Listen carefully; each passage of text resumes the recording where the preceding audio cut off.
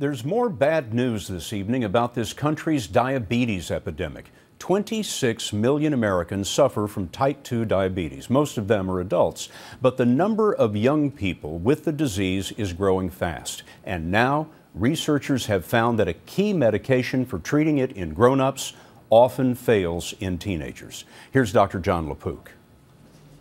21-year-old Sarah Chernov checks her blood sugar every day. One of many changes in her life since being diagnosed with type 2 diabetes at age 16. It's definitely troubling for anybody who's dealing with such a chronic disease to keep yourself on track, especially when you go through the phases of denial and understanding that this is, a chronic disease. Since 1980, obesity in children has almost tripled to more than 12 million. And that, says Dr. Robin Golan, who helped run the study, has fueled a rise in type 2 diabetes in young people. Historically, childhood diabetes has not been type 2 diabetes, so very little is known about the right way to both prevent it and to treat it. Medications that control blood sugar lower the risk of patients developing complications such as poor circulation, blindness, and kidney disease. But the most commonly prescribed drug in adults, metformin, failed more than half the time in the young patients in the study. We could prevent them from getting diabetes. That would be far preferable than being in the position of treating it.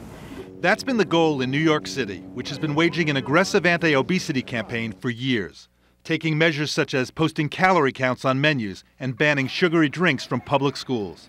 Health Commissioner Dr. Tom Farley says willpower alone is not enough. We're going to have to try to engineer physical activity back into our daily lives. Second, we're going to have to increase access to healthy foods like fruits and vegetables and reduce the availability and promotion of the calorie-dense snack foods that make it so easy for us to consume too many calories.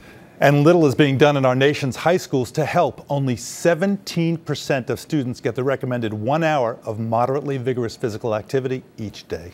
John, you said a little over half of the teenagers are benefited by metformin, the rest are not. What do the rest do?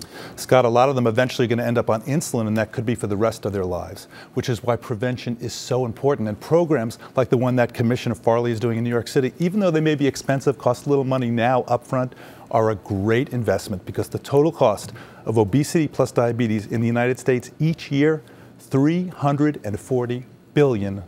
Lose weight. John, thanks very much.